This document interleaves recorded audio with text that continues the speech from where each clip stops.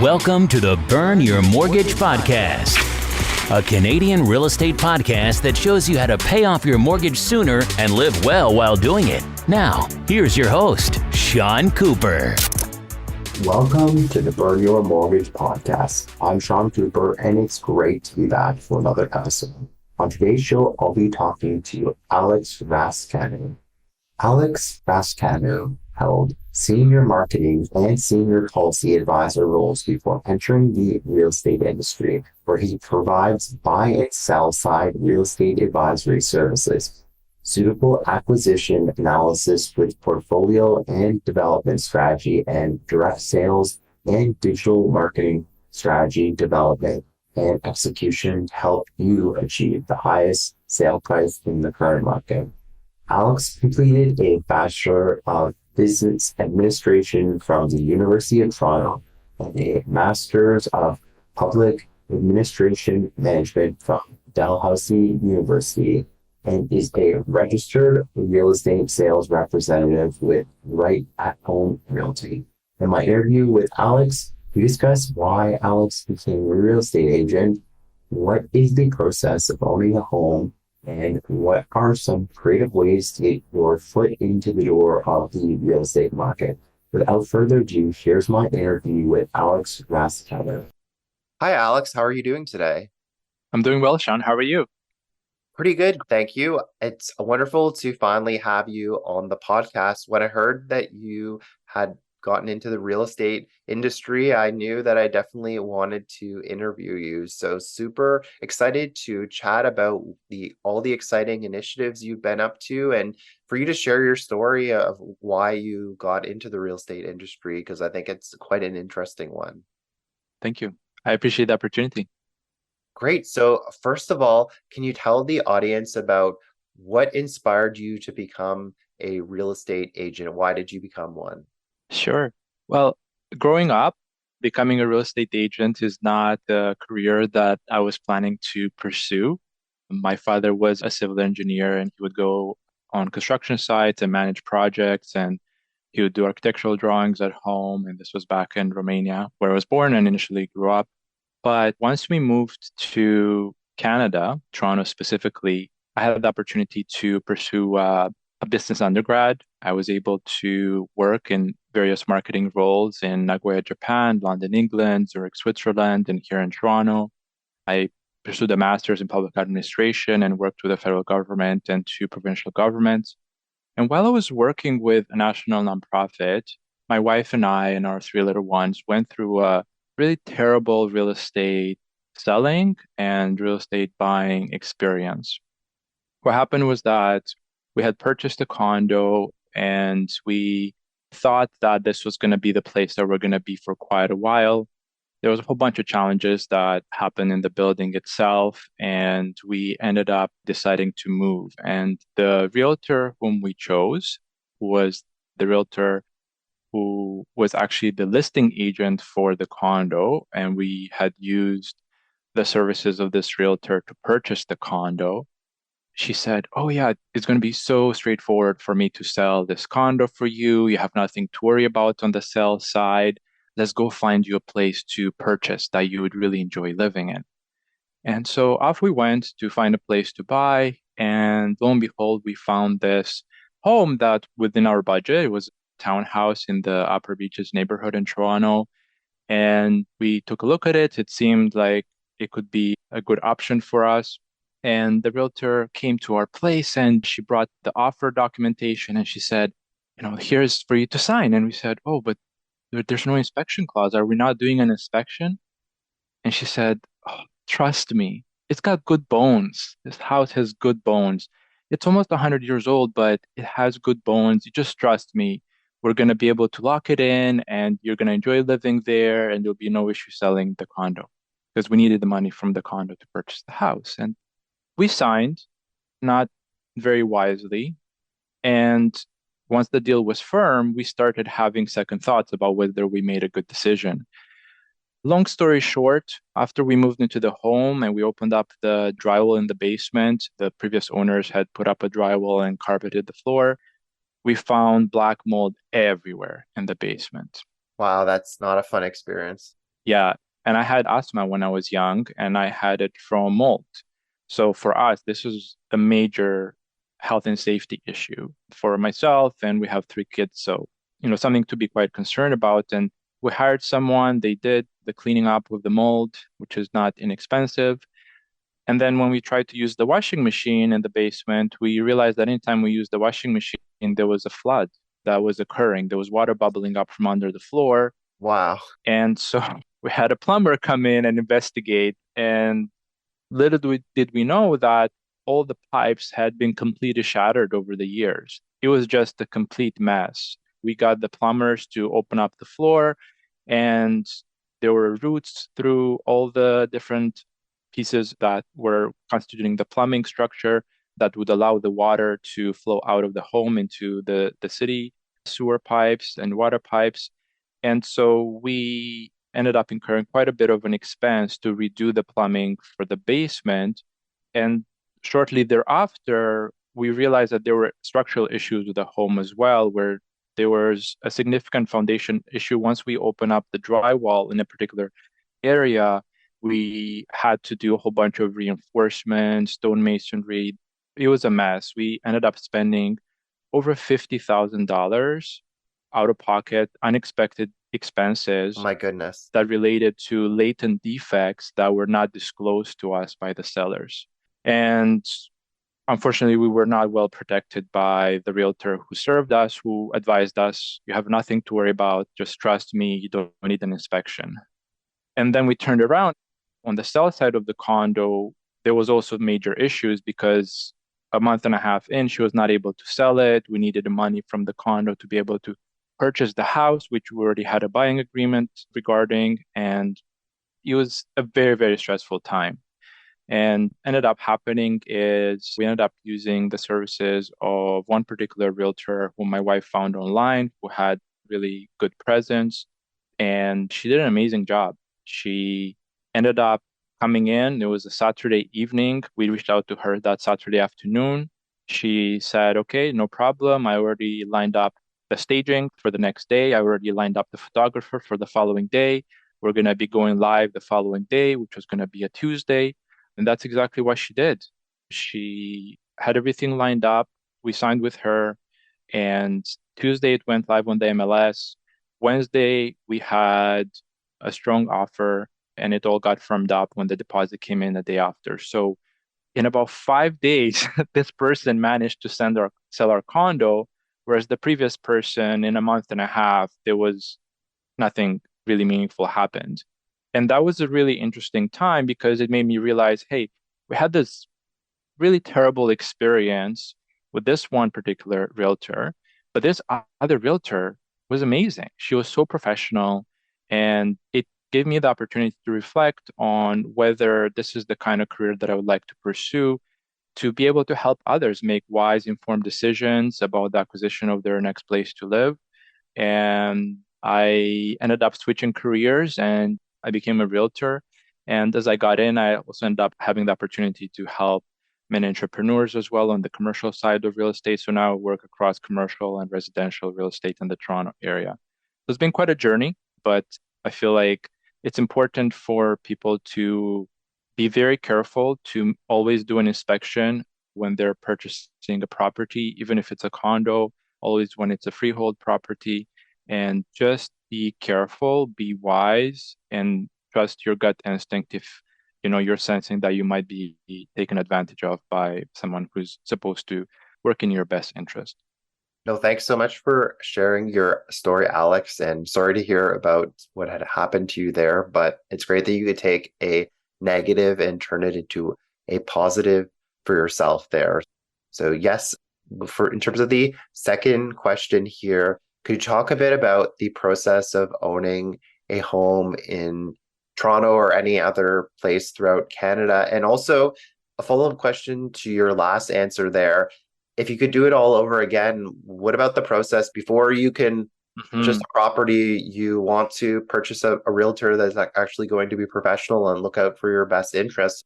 If you could do it all over again, what tips would you have for the listeners so that they're not taken advantage of and they have a professional realtor? Like, I'm sure there's questions you would ask and things Mhm. that you would do. So, yes, how can you enlighten the listeners to avoid a situation like that?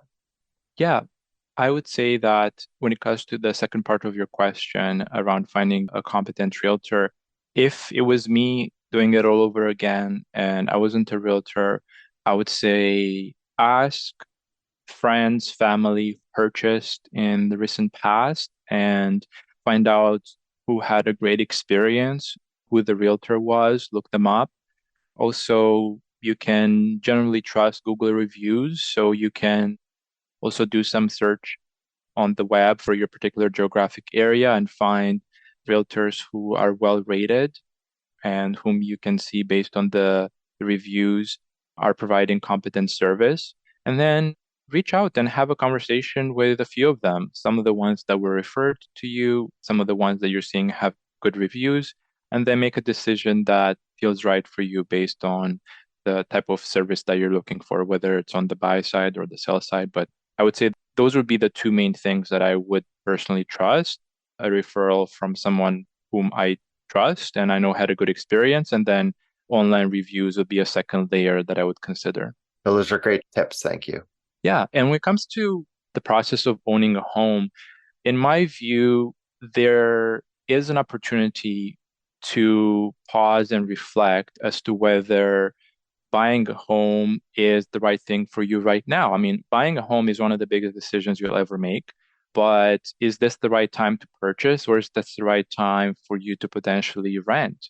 I remember when I was serving as the first head of marketing for a large financial technology firm, one of the key advisors we had, he had just sold his firm recently. He had about $4 billion of assets under management, and he was sharing me his real estate journey, and he mentioned how the way he decided where he wanted to live and whether he would rent or buy was as follows. He decided where he wanted to live with his family. It was a higher end neighborhood in Toronto because he wanted to be around the kind of people that he would want to do business with, where he wanted his kids to be around.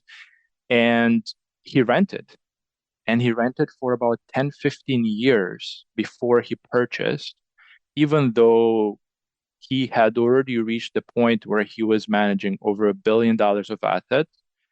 He was still renting. And it's only when he felt, okay, I'm committed for life to this area. I really enjoy it. We're going to pull the trigger now. All of our numbers are lined up. We're being super conservative because we want to put a significant amount down. We want to have mortgage timeline that is not 25 years, that is much shorter.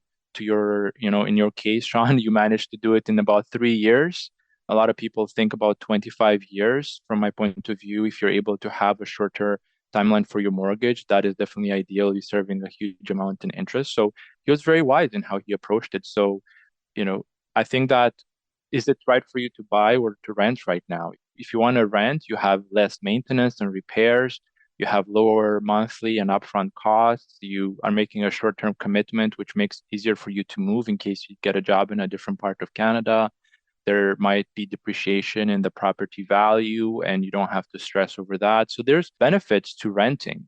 On the flip side, there's benefits to buying because you get the freedom to renovate or modify your home. When you're renting, you don't really get the freedom to do that.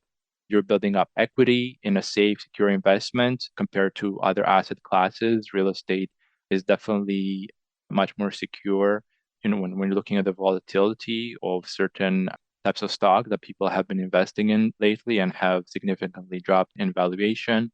It also gives you potential for rental income, right? When somebody reads your Burn Your Mortgage book, they see that, you lived in the basement and you rented out the upstairs, and you were able to really accumulate a significant amount of revenue from tenants, and you're able to throw that into the mortgage. And so you have that opportunity when you own the property, and you also have stability and peace of mind. So really, first thing would be, is it wise for you to rent or is it wise for you to buy at this particular juncture?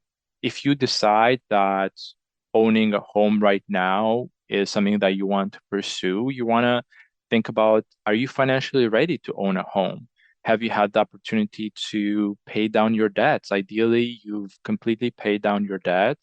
Ideally, you have put yourself in a position where you have an emergency fund, ideally 3 to 6 months worth of monthly expenses. So if your family's monthly expenses are $5,000 a month, ideally you have $15,000 to $30,000 saved up before you're looking to make a purchase. You then save up for the down payment. Maybe friends or family are able to help, but ideally you're able to save for that, and it's not a loan. If you ever get something, it's ideally just a gift from someone that you may need to purchase a property. And then you want to kind of line up your numbers to make sure that you're going to be in good shape once you make a purchase. Imagine that you want to purchase a property that's $500,000 in Halifax, or you want to purchase a $500,000 condo in Toronto, or you want to purchase $500,000 property in Calgary. At the end of the day, you're going to have a different cash flow situation in each one of those situations, because in the condo, maybe it's just you who's going to be living there. In freehold detached property, you'll be able to rent a portion of it. So what are going to be your monthly expenses once you are in that property? What are your monthly revenues going to be? And do the difference between the revenues and expenses to land on, okay, is this going to be a cash flow positive opportunity for you? And even if it's not cash flow positive, because you're not treating it as an investment, you're literally buying it as a lifestyle decision because you want to live there yourself, you want to live there with your family. You still want to line up your numbers to make sure that you're able to cover all the expenses on a monthly basis based on your salary, and that you're dedicating as little as possible of your monthly income toward your housing costs. And ideally, they be no more than 25 to 30%. And people think it's wild to even think about your housing being only 25 to 30% of your gross monthly income in a place like Toronto or Vancouver or Montreal or other major cities in Canada. But it is feasible if you are wise in how you're approaching it. You definitely can. I know, we're co-hosting this tour of the Yorkville neighborhood in Toronto, which is a really high-end neighborhood coming up. And there are condos in Yorkville that are not far away from that $500,000 price point that I'm mentioning, which people will be surprised to learn that. But yeah, there are options available, and you can make wise, calculated, conservative decisions as to how you're approaching your home purchase. Beyond that, I would say that you want to meet with ideally an independent mortgage broker, like someone I'm speaking with right now, Sean Cooper. Thanks for the shout out.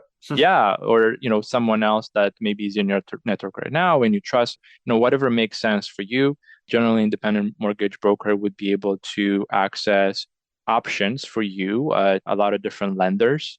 And whereas if you go to your bank, they will only be able to see the products that the bank makes available, not their competitors. And there are certainly a significant number of financing options in Canada, and someone who's an independent mortgage broker is able to see through all of that and has a more significant number of options for you. So, really speaking with a capable professional around your financing options is wise. And then you want to then engage a competent realtor, pursue options that are available for you in the market, lock in the right opportunity, making sure that you are doing an inspection, that you have a starter certificate clause in your offer. If it is a condo in Toronto, if it's a strata in Vancouver, you want to make sure that you are giving yourself time for financing. So in my experience, usually 5 business days that you take to be able to ensure that your financing is going to be in order, and your mortgage advisor will likely say something similar to that. And then, on closing day, which is super exciting, you get to have the keys and either take possession and move into the property yourself, or take possession and then lease it out and have tenants be able to cover a significant portion of your mortgage, if not all of it, and potentially even driving you a level of profitability through positive cash flow from that. Those are some of the steps that I would say one would want to consider. And if they are just quick adjacent thought, if someone is looking to invest, they would likely want to look across residential and commercial as well, not purely as residential, because commercial does present quite a few options and has more flexibility in terms of being able to remove the tenant out of the property if non-payment of rent was to occur, whereas that tends to be a lot more complicated on the residential side. Well, thanks so much for all those tips. They're very helpful, and you really covered a lot in your answer there. And yes, I mean, there's not much more for me to add. You've really covered a lot of great points there. I would just basically summarize and say the whole rent versus is buy decision. Like, really, some people automatically buy all the time. Like, you really need to be ready to commit yourself to a certain career and location before it makes sense to buy there. So yeah, try to get your life figured out there, and then it can make sense to put down roots. But yeah, I mean, some people have just always rented their lives and all their life, and there are definitely some pain points there. Like, I would say the biggest pain point is having to ask the landlord permission for everything, and even being asked to move quite a few times, and maybe being priced out of your community because you may have rent control for many years, and then the property's being sold, so you have to leave, and then you can't afford to live in that neighborhood anymore. So yeah, I would say once you're ready to put down roots and you're established in your life, it definitely makes a lot of sense to buy there. So yeah, thanks for all those great tips there. Okay, perfect. And the last question that I had for you is, as everybody knows, the real estate prices, home prices have gone up quite a bit in the past few years and decades, to say the least there. So what are some creative ways to get your foot into the door of real estate markets, especially expensive markets like the GTA and GVA as an example? Yeah, my suggestion would be to make sure that we're in a good financial position before we look at purchasing. So, as I was mentioning earlier, paying off debts, building a 3 to 6 months emergency fund, saving for a down payment, and assuming that we've been able to do those things, which are safe, conservative, wise things to do, I would say that we could look at properties that are priced at the lowest possible price point in our market as possible. So that may be a condo or a strata, as one would refer to it in BC. One could potentially look at co-ownership as a solution. So it may be that you have a family member, or you have a friend, or a couple of family members, or a couple of friends who would be willing to co-purchase with you a property, and for you to live in different parts of them, parts of the property. Maybe it's a duplex, maybe it's a triplex. And if you wanted to pursue co-ownership, one suggestion that I would have would be to make sure that you speak with a lawyer upfront, that you have an exit strategy that's built in, because last thing you want is for you to co-purchase with someone, and then that person gets a great, well-paying job in Seattle a year from now, and they want to move, and they're asking for their half of the investment back, and you may not have those funds lined up, and then it puts you in a really difficult situation as to whether do you need to sell, or how exactly you're going to come up with the funds to buy out the co-owner. And so to prevent those kind of situations from happening, you ideally would want to have a legally binding agreement that's in writing that says this is how the exit strategy would work out in this or that scenario, and a lawyer would be able to help you with that. Another idea would be to approach your search process by thinking about what are some ways in which I can generate some revenues from this particular property that we're thinking of buying. And it may be that you identify a semi-detached home that has a separate entrance in the basement, and which you would be able to rent out. And depending on the financial institution that you would be using to actually support you in the purchase of the property, it may be that that financial institution would actually be able to consider somewhere between 50 and 100% of the rent revenue that you're projecting to generate from the basement unit as part of what total amount of mortgage you're able to qualify for. So you might be able to actually achieve home ownership and have somebody rent a portion of the home that's a separate unit from the one that you're living in as part of that solution, which can work really well for you. And so those are a few ideas. Another one would be to look at what we call in the Toronto area co-op buildings, where these are generally older legal structures. There are some really beautiful co-op buildings in neighborhoods like Forest Hill and Rosedale and the beach, where you are able to purchase a property for a much more affordable price than you would a condo down the street or typical condo as the way you normally think about them. And the reason for that is because you would normally need 25 or 30% down as part of the purchase, as opposed to maybe 5, 10, 15% down in the case of a condo. And so it tends to be harder for people to sell the co-ops. But if that's a neighborhood and that's a building where you would love to see yourself living for the long run, it could make sense if you're able to put together the cash as part of that purchase. So I personally am currently living in a co-op building, actually. It's a beautiful 1940s building in a good neighborhood, and it can be a really interesting option for other people as well. But you want to do your research and make sure that you are buying in the kind of neighborhood that you want to live, where you want your kids to go to school, and take all those items into consideration. Well, that's great advice, Alex. Thanks so much for being a guest on the podcast. It was wonderful to have you, and looking forward to being a guest on your podcast in the coming weeks as well. Yeah, I really appreciate the opportunity to be on your podcast, Burn Your Mortgage, Sean. So if anyone has any questions, feel free to reach out. My email address is alex@rascanu.com. That's alex@rascanu.com. Or you can go to my website, rascanu.com. Thank you so much. My pleasure, and I'll have that all in the show notes. Great, thank you. Appreciate it. Thanks for listening to another episode of the Burn Your Mortgage podcast. Besides being a podcast host, I'm also an independent mortgage broker. If you or anyone you know, family, friends, coworkers, or neighbors could ever use any unbiased mortgage advice or a second opinion, feel free to reach out. Email me at Sean, that's SEAN, at burnyourmortgage.ca, or call or text me at 647-867-3711 for a free mortgage consultation. Also, be sure to head on over to www.burnyourmortgage.ca and sign up for my free weekly newsletter.